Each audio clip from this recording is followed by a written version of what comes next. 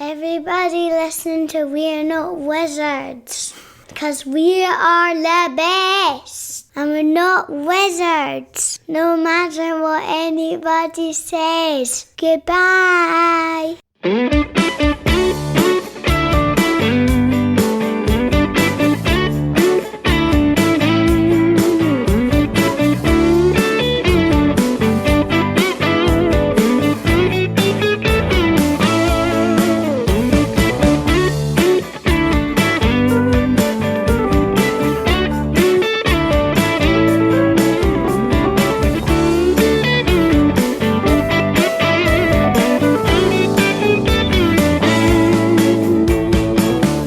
Hello and welcome to another episode of We're Not Wizards. My name's Richard. I'll be your host for 2022.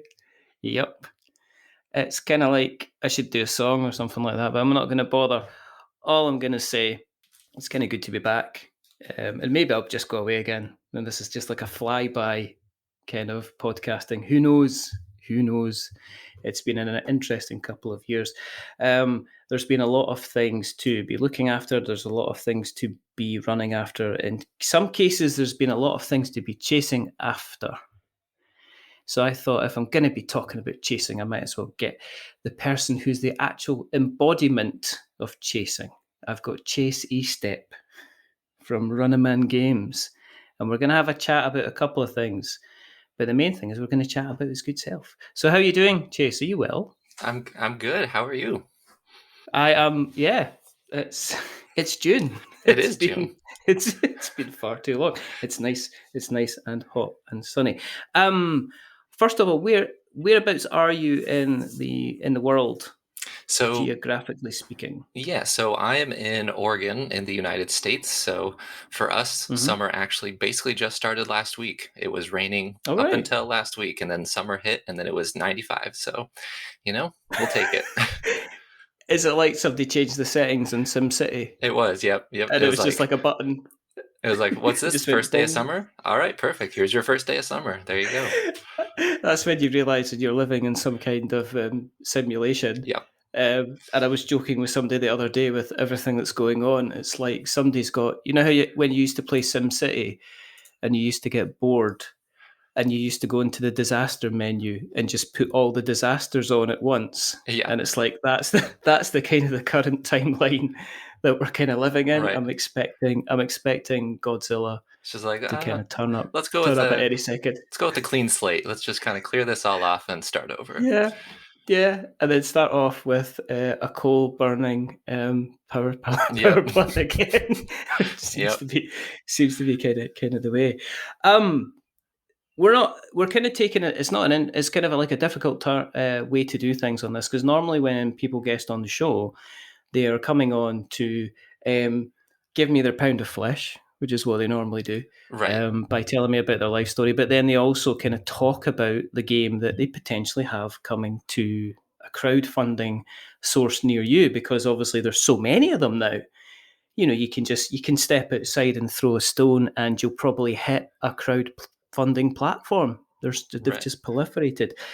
But you're on the opposite side of it, because during the pandemic, you successfully crowdfunded your absolutely stunning looking roll and dice manipulation game all about birds and cards called Bandada. And I thought it would be interesting, rather than you coming on and saying how wonderful the game is, because we know it's wonderful. Yeah. But some of the things that you faced as you're putting the Kickstarter out there with things like, logistics and everything like that.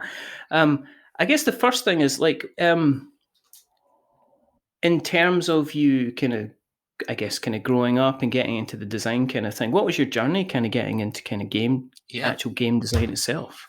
Yeah, I guess the journey part is kind of boring to start with. Most people, grew up playing a lot of family games like Sorry and Trouble, and not so much Monopoly, but just growing up, that was kind of my view of board games. So I didn't really get into them until just out of college, which is when I first played like Ticket to Ride and stuff like that, and then realized, oh, there's a bigger hobby here of like actual interesting games that have stories and kind of do that kind of stuff. So I was going to say, what was it you did at college?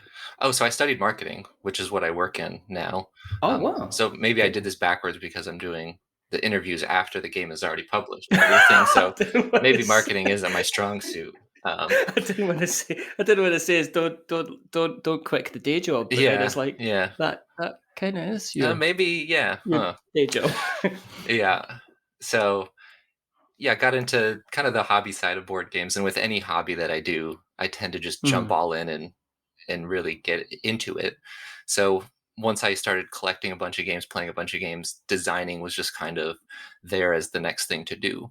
So, jump on Board Game Geek. There's always contests going on there, and that's kind of what yeah. started this whole process of what was originally called Flock and then Bandada. So, Have you got like, or did you have kind of like several games going at mhm, once, and you then decided that Flock or Bandada, as it mhm. became at the time, was the one that was going to be? This is the one I need to work on. This is the one that's going to go there. Yeah, so I had a couple designs beforehand. One's called Asymmetry, which is on Board Game Geek, but it was made more for like a family project kind of thing. So Hmm. it is very simple, but I did a design for that, had it printed through Game Crafter, and gave some copies to friends and family. So that was kind of a fun little project. But for the contest, this was the only project that I had submitted to the contest, and luckily it got a good enough response from that it encouraged me to continue working on it once the contest was over. So yeah. What contest was it? Oh yeah, so this was the 9 card print and play challenge. So Oh, right. you Okay. only had 9 cards, and I think it was something like 20 components that could be added to it. So that could be dice or pawns or something like that. But the 9 cards were kind of the core of each design. Did you find that kind of being restricted by that, did that help with the design process? Yeah, Because I see some people, they're kind of like, they design and they end up with like so much mhm, stuff that you normally, the next conversation is, well, we had to trim everything back. We had to leave out these kind of mechanics. So with you right. side with that restriction, did you find it make it easier to kind of do the design side instead? I do, and I think part of that comes from my marketing background, which I forget the quote, but someone said, you know, your design isn't finished until you removed everything possible, or something like Mm, that. And so I kind of believe the same thing with game design, where exactly what you're saying. People start with their big ideas and they want to have this and this and this and this in it, and then they have to mhm, start paring that back until they can get to what makes the game good. But with the mhm. design restriction, like 9 cards, you don't have the luxury of throwing everything at it and then removing. You're kind of stuck like from the beginning. Yeah. Okay, I only have 9 cards, so let's do the absolute most that I can with these 9. Did you find it then? Did you find you got to the point an awful lot easier where you're able to kind of step away from it and say, right, that's it. I don't really need to kind of touch Hmm. this or play around with this kind of anymore. Yeah, for the contest part especially, yes, because I had the cards design. I knew that I needed 12 dice, so that was like half of the components that I could use or something like that. And Mm-hmm. so once I had those ready, I didn't want to add more information to the cards because that would make it too complicated or too difficult Mm-hmm. to teach. And so yeah, there came a point when it was like, this is basically the most that I can do with this without making it unwieldy. Once the contest was over, I ended up adding some more cards to it, but because the core was done and designed around those 9 cards, it was easy to just like add a few more bird cards. Or I wrote the solo scenarios, which I couldn't do with the design contest, but I think make it a really fun solo game. So I could do those kind of things once the contest was over. And did you base some of the changes that you had? Was that based on some of the feedback that you received then as Yeah. a designer? Hmm. Yeah. Did you have any kind of epiphanies from people? They said, "Oh, maybe you should have 3 dice there," and you're like going, "Oh my goodness, you're so right," and I hate you. You absolutely know what you're uh, talking about. there were a few things with some of the card balances, which design philosophy, I don't think every card should be balanced because then you get kind of a boring game. But some people Ah, pointed out that there were a few cards that scored way too many points compared to the other ones. And so I mhm. had to kind of relook at those and do some math predictions or probability kind of things and say like, okay, yeah, these would tend to score a lot more points than the other cards, so maybe you should fix those a little bit. That's what feedback's for. Exactly. You wouldn't believe the number of games that I have previewed over the time where it's kind of gone back and said, this game bit, it's completely broken, Yeah. and you kind of need to kind of fix it a little bit. Yeah. Were you able to then use, as part of the I take it as part of the contest, you're putting the game out there for people to kind of print and play and have a play around with. Did that kind of help you get around kind of potential playtesting issues that you might have had with getting people together? I mean, where was COVID when you were kind of putting Bandada together, really? Yeah, I forget the exact date, but I think that contest wrapped up around November 2019, so kind of right before everything shut down. Right. So I did a little bit of playtesting online with that because the contest was kind of a short contest from when I entered it, I believe. So there wasn't a lot of playtesting during the contest, but I got a few people on like Tabletop Simulator to try it out. And I got my wife to try it out a little bit. But once it was over, then when I was doing the additional development for it, Tabletop Simulator was really helpful to be able to get it in front of people, playtest a few times quickly, and then kind of implement those changes. And you mentioned adding more cards to the game after the contest.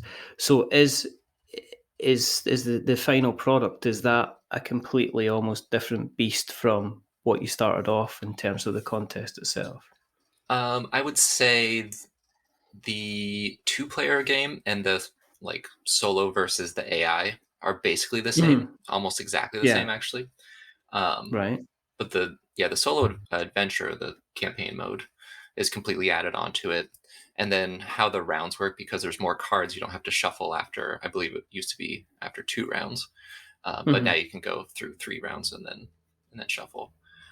Which was another piece of feedback that people kept giving me was, well, you need to add 3 more cards because then you won't have to shuffle for the last round. But that was a specific design decision, so I want people to know that was intentional. Is that all the threads that you get in Board Game Geek now? Is why isn't there 3 cards so we don't have to shuffle in the last round? Yeah. I was like, because I want people to have the opportunity to see a bird a second time, so that's why it's there. Why birds?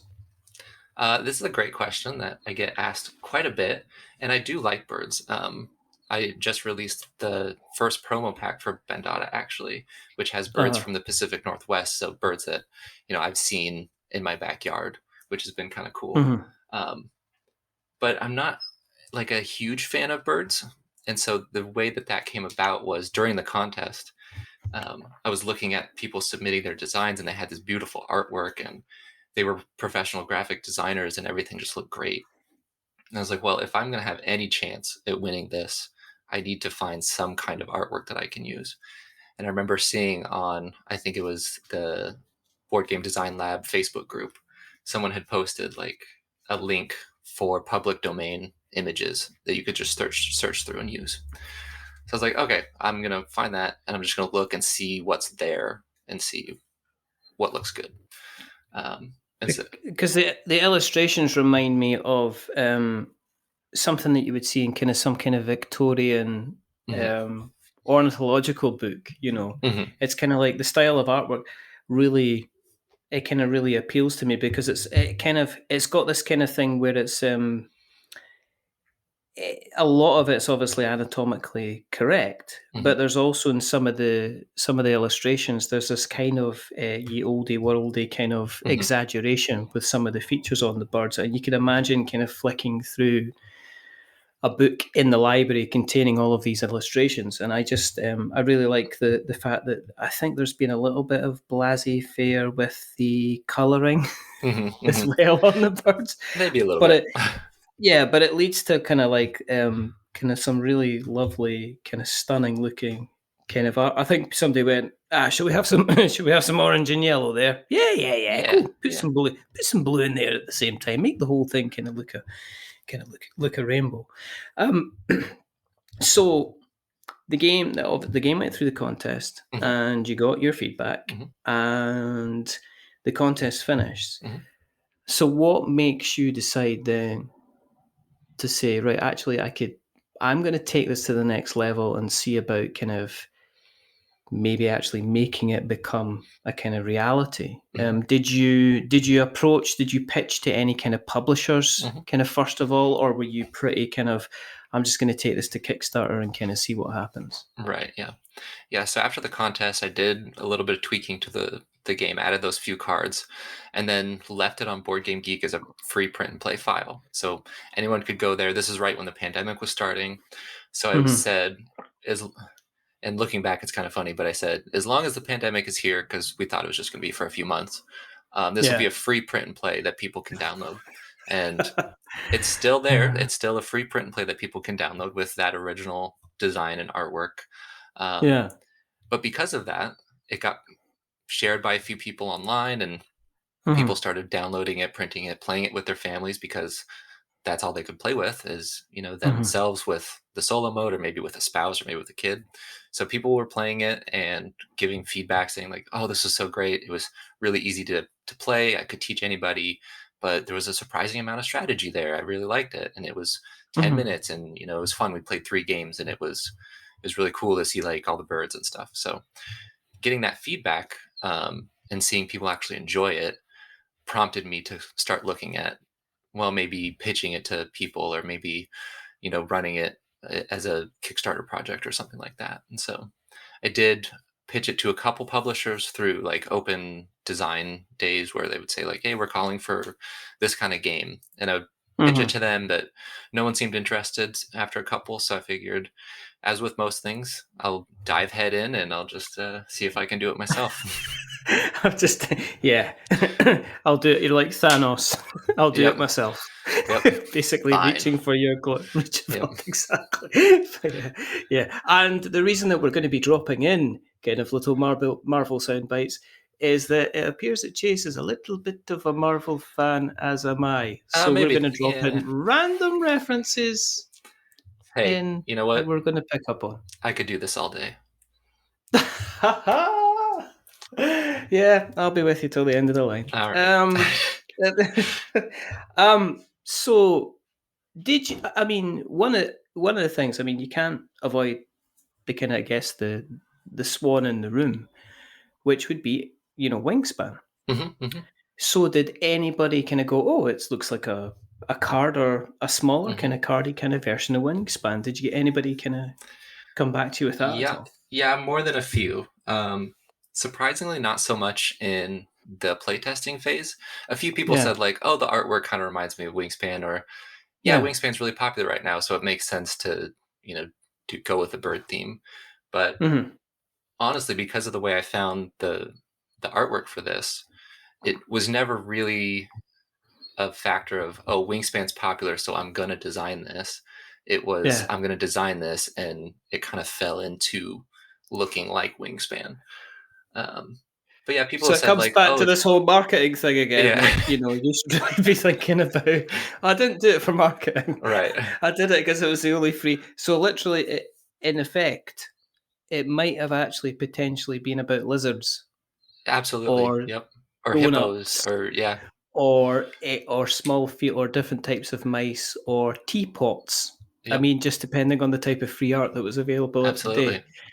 And not riding on the sharp tails of a game that sold over 1 million units then. Right.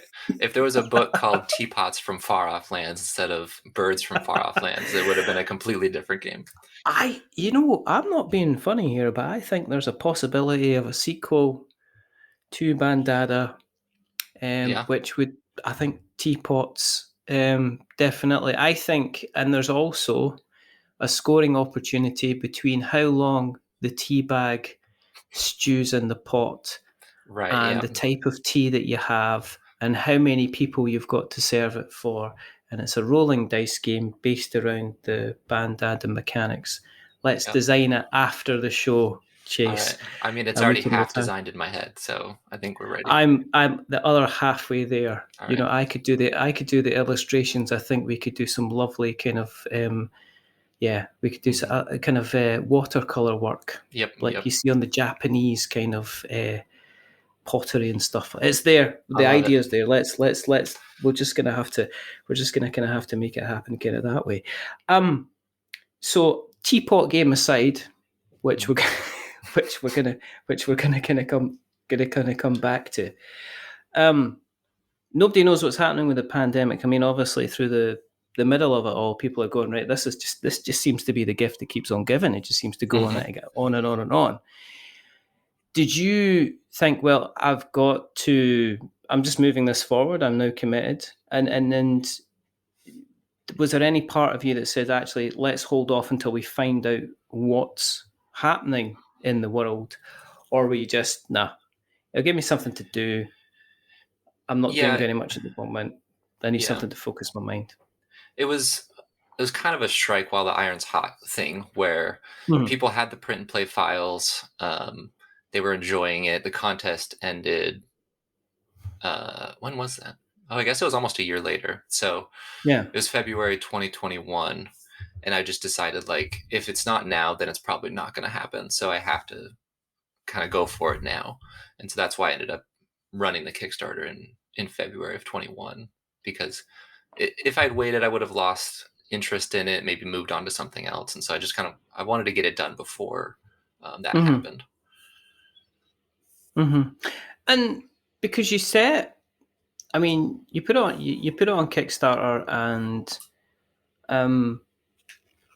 I was surprised at Kickstarter at that time, because I thought, right, okay, I wasn't sure what was happening. I was pretty sure I didn't check on Kickstarter as much as possible. I think it was probably because, and one of the reasons that the podcast went on a little bit of a wee sleep was because there wasn't as many people putting things on Kickstarter, I don't think, at the time, or there wasn't people kind of approaching me to say, look, I want to talk about Kickstarter. The whole thing, kind of, people were almost like in a kind of a hibernation. And yet here you come along and you put Bandada on Kickstarter, and you set it up with like a $4,000 goal. And it went on to do 4 times that. Yeah. Which was very surprising.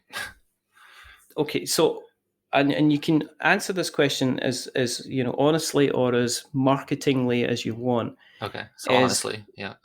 Okay. I'm in marketing sales, Chase. You can't. You're in a safe space here. You can't lie to me.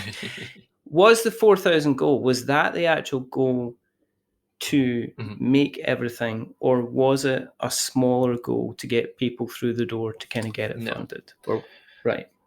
No, that's another one of like my philosophies is if you're going to set a funding goal, it needs to be a deliverable funding goal. So that was the minimum quantity to order. And I think actually the minimum goal was just to get it from the game crafter and then send it to people and basically make no money from it. So that's what the goal was. And then once we got past that, I didn't even have stretch goals to start the campaign. I didn't think I would need them. So once we kind of blew past that in a few days, I kind of scrambled and was like, well, what can I do to make the game nicer but not change the game? Because I don't like stretch goals that change the game either.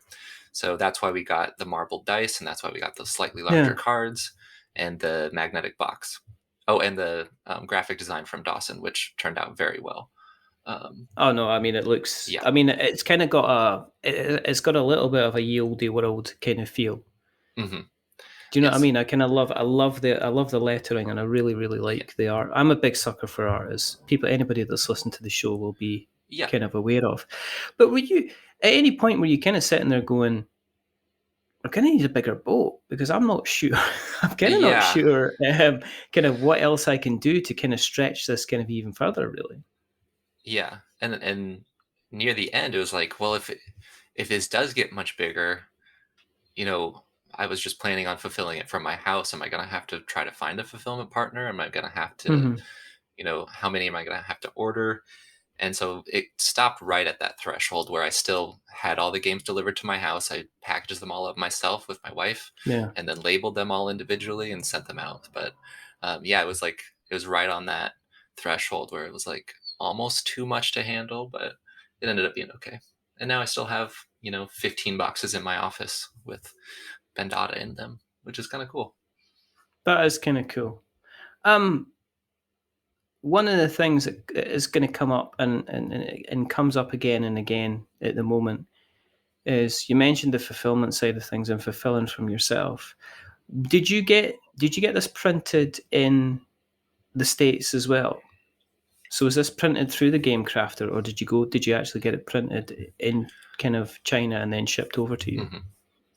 Yeah, so with that higher funding goal, we were able to get them printed by Gameland in China and then shipped over, because the price was worked out better that way for us.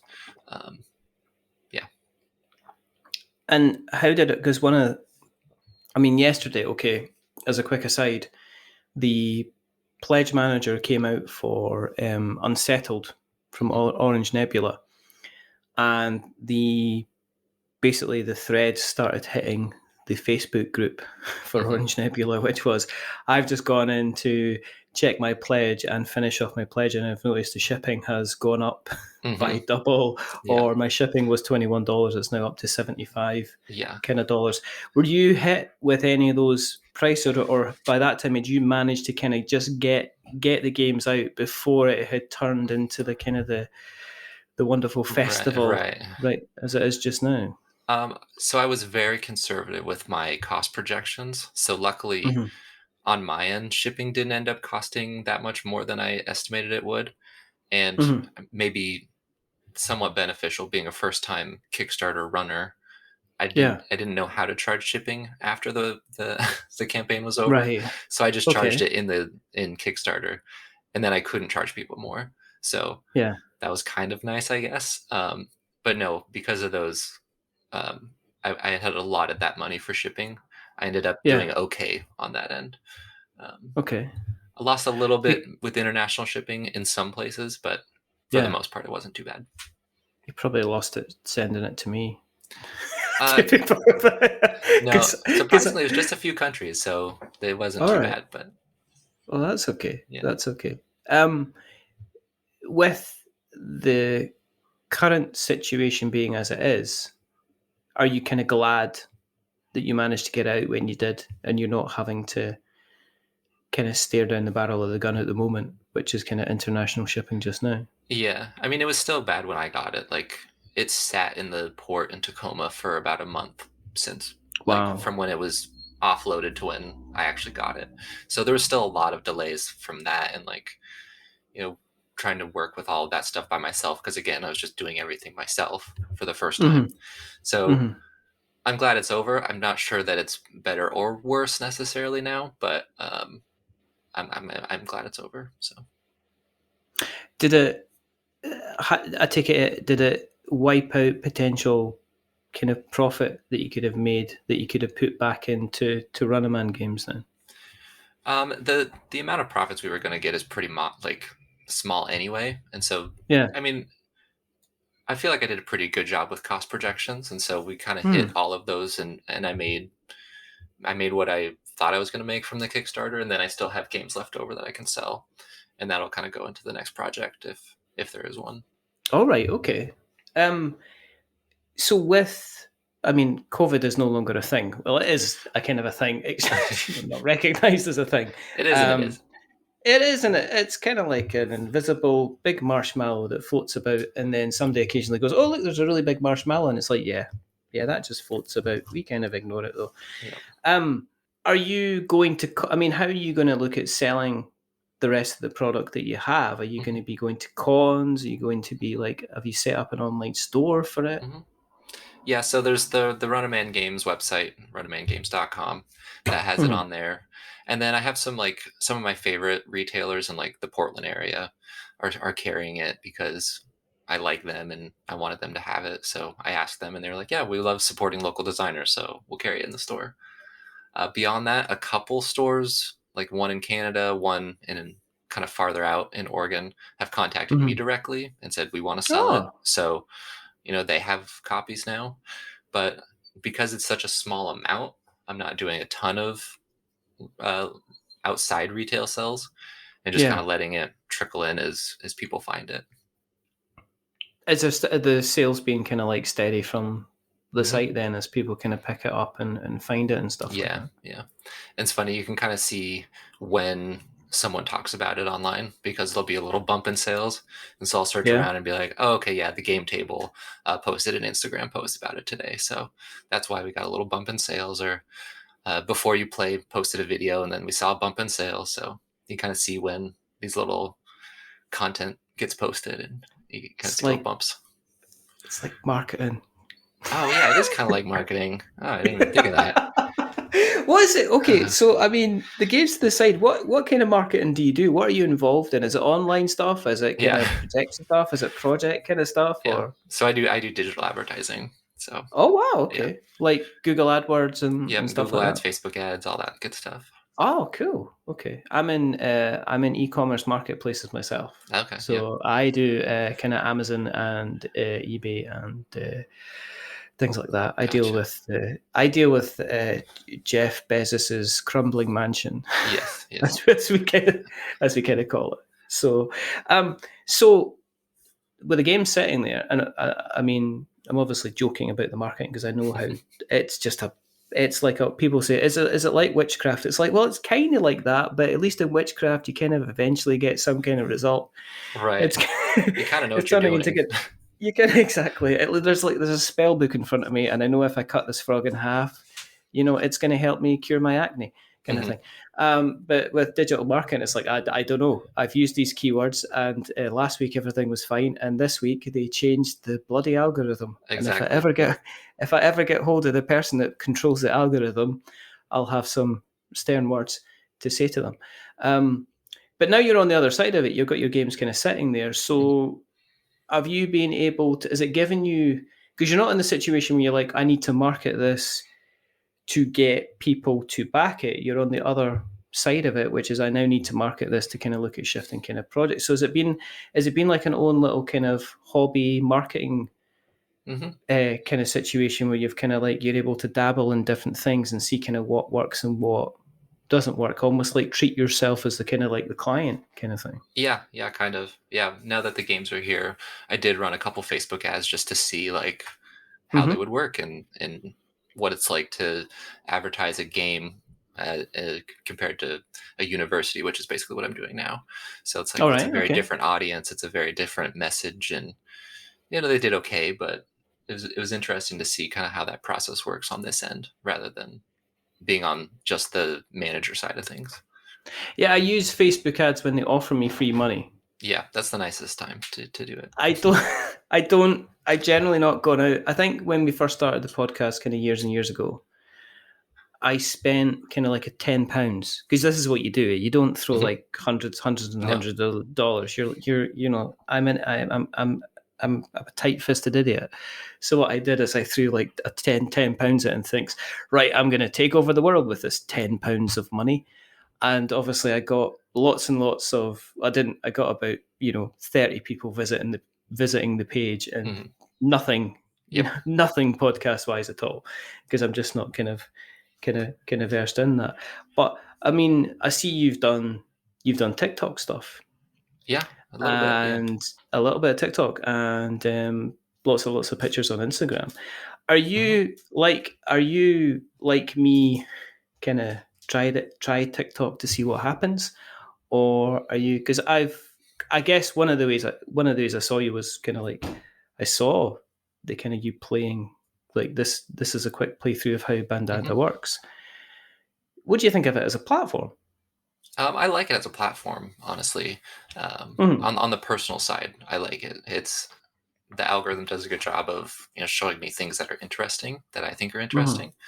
And so when it came time to be kind of that content creator side of things with Bandada, it was like, yeah, let's try it out and see what happens. Maybe a video goes viral and I sell them all out in 2 days. Like, you never know unless you try. So, and those videos did okay. They got, a good amount of views, nothing too crazy, but it's always interesting just to kind of play around with things and see how they work. I'm always wondering, because you get some people that do like really informative videos on it and they like get like 20 million views. And then there's also, look, I can make my dog sound like a squirrel. And like the next thing they get, they just like, there's so many people just kind of watching that. Yeah. Anything that involves a dog talking like a human being always seems to do very, very well. And also that anything that has a soundtrack which involves a child talking seems to do extremely well as well. I have no idea. I look at it like I look on anything of technology, and I occasionally kind of shudder a bit. I've tried it, and it just seems to be quite. I'll get around to it. I mean, 3 minutes, you can understand it. I'm a person that likes to talk, so 3 minutes to me is literally the shortest time ever to try and get a point across. Yeah. So I have failed on several occasions trying to do it. What, in terms of going forward then? Two things, okay?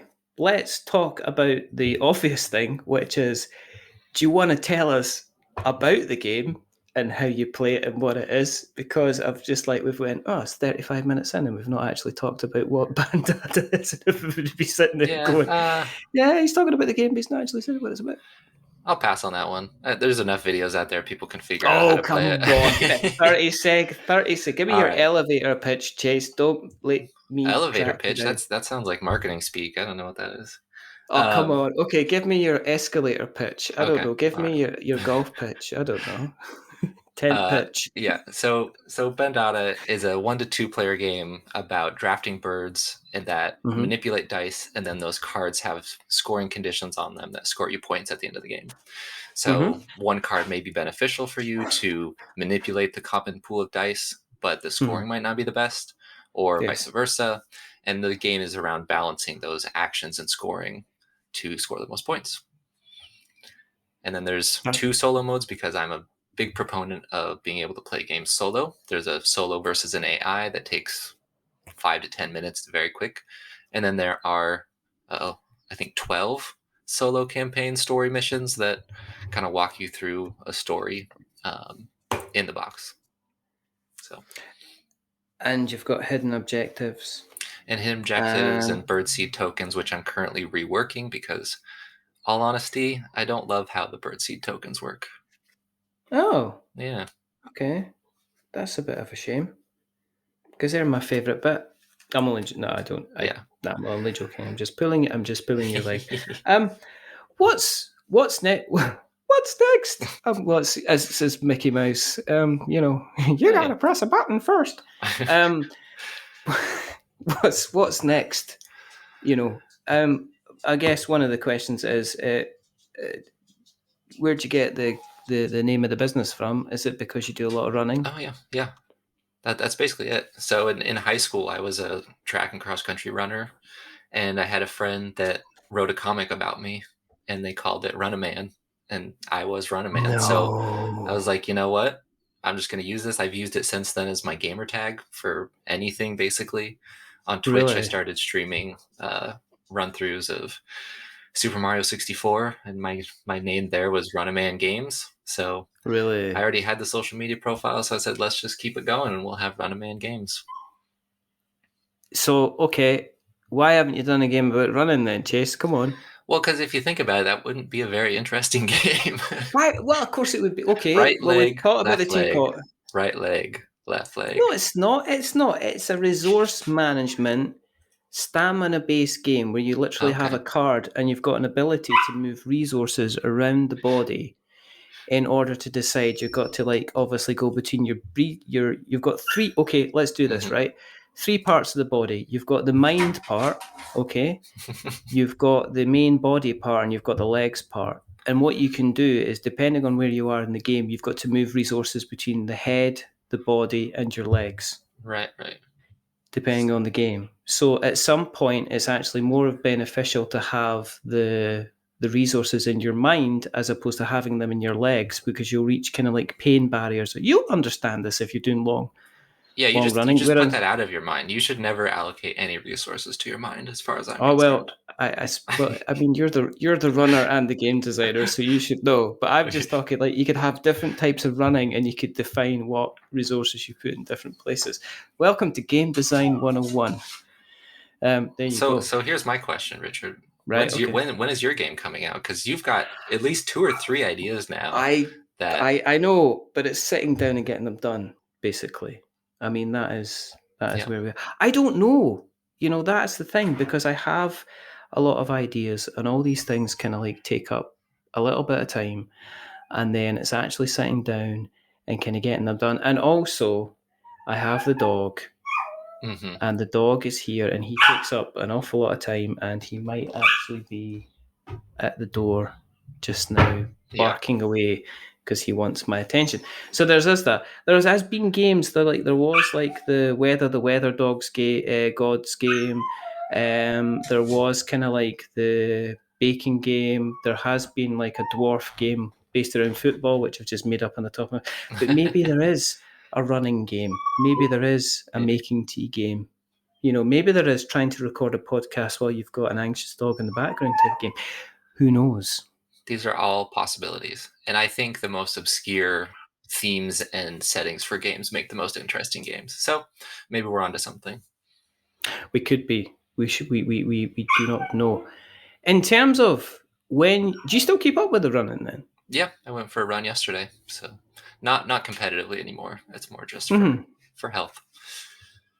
Is it just that do you go kind of go because I found my dog walking has gone from kind of like 15 minutes to take him out to make sure he does his business to actually 45 minutes to an hour depending on how I'm feeling, just to kind of like clear the mind. Yeah, for sure.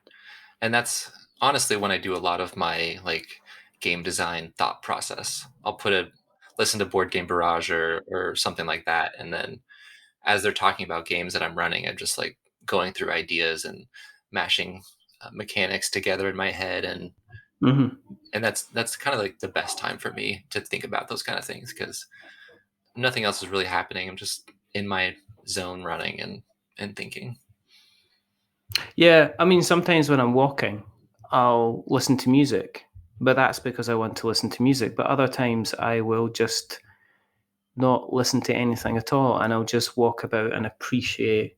Sounds strange, but you appreciate the kind of like the surroundings, because it's very, very easy if you're just having a walk or if you're just having a run to actually go, actually, there's a really nice set of trees over there, or that's a really nice little river, or I really like the look of this building kind of thing, or I didn't realize that classic car was kind of parked there. Or sometimes it's just a case of just mulling over your thoughts and kind of clearing out your kind of brain, which sounds like a weird thing, but I think you can be so switched on all the time. Right. And I get this problem where sometimes my brain has just got the fireworks going, that occasionally I need something to come along with a bucket of water and just pour it over the top and kind of like just put everything out and just, and I find that kind of like doing the walking, because my wife will say to me, oh, you've been out for ages. It's like, well, I didn't actually notice.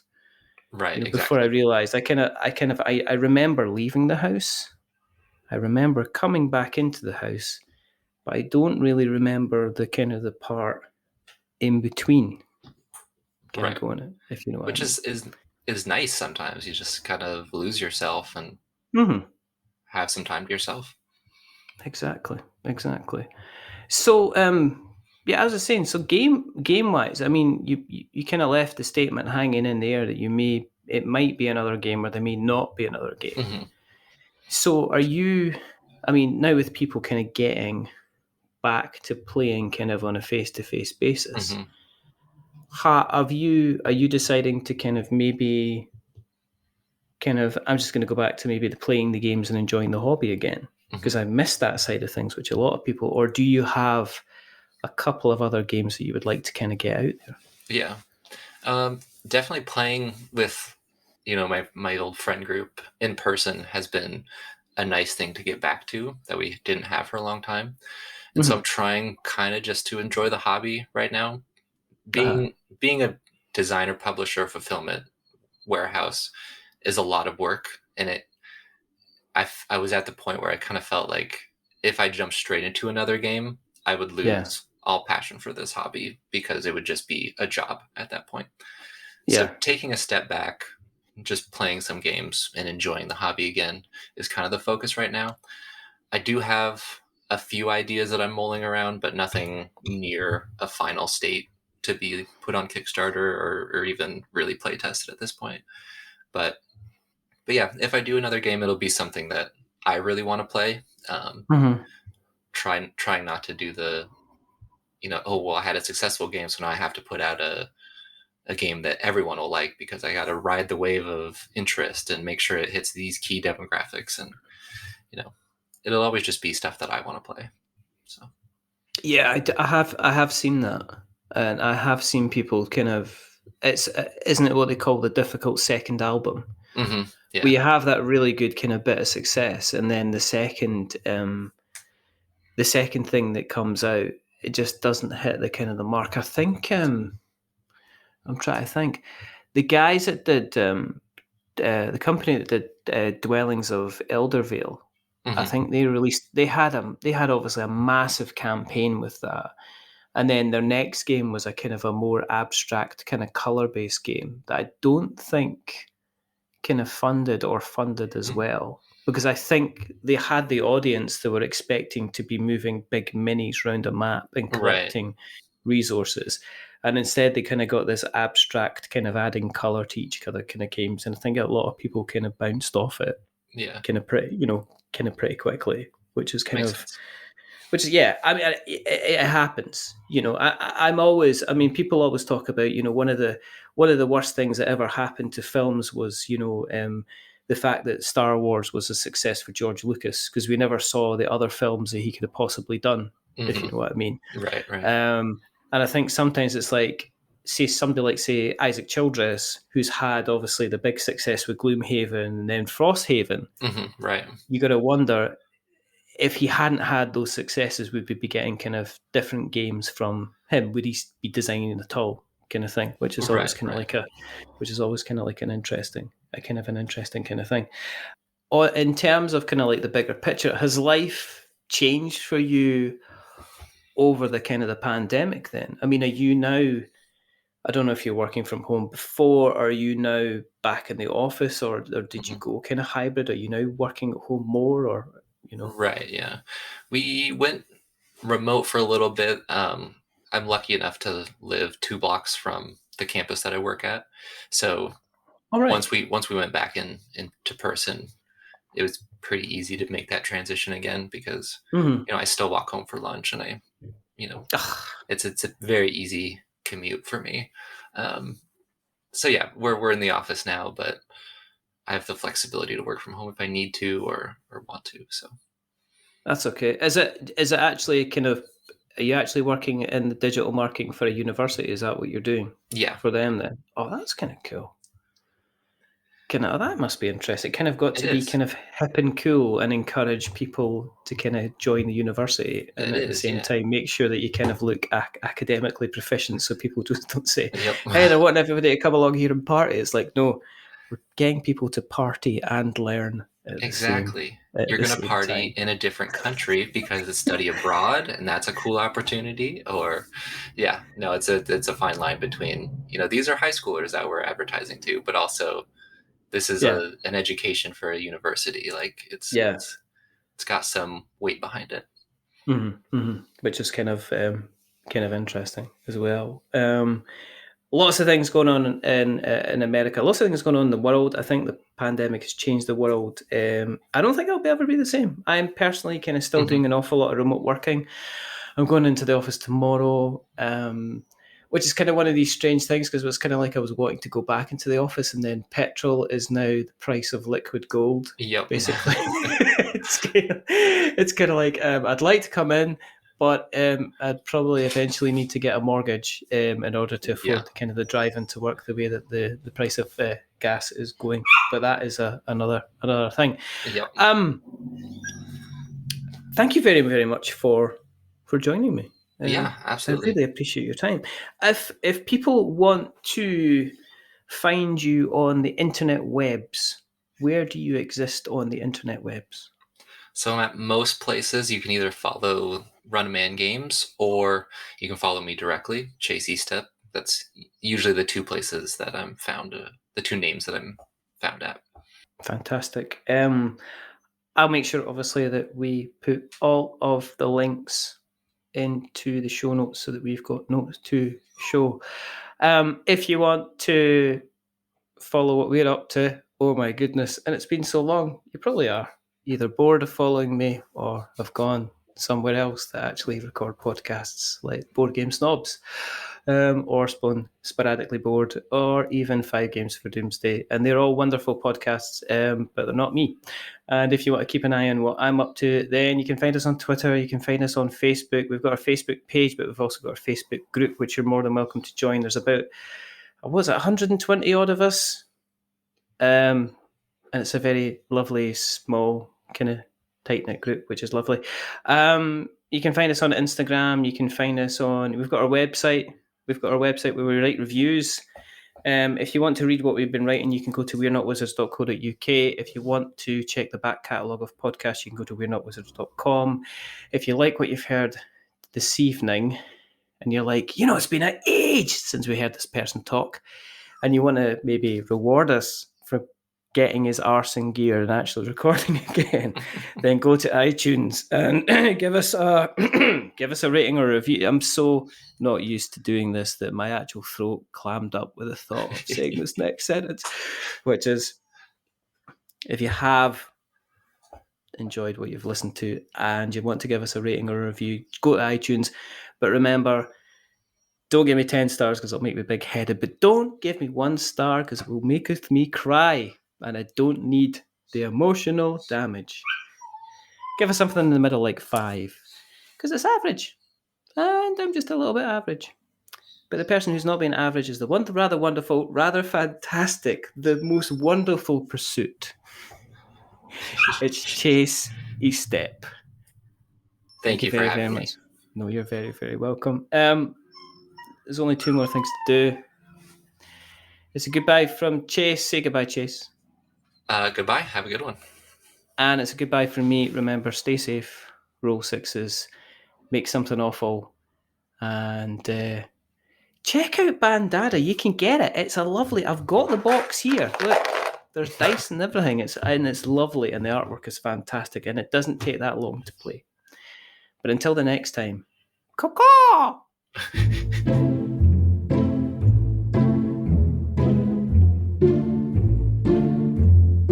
A wizard is never late.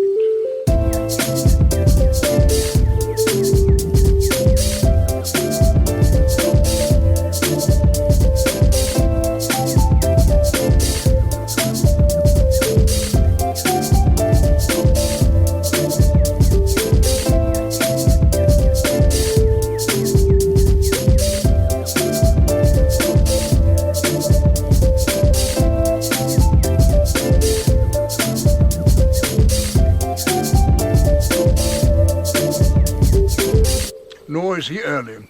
He arrives precisely when he means to.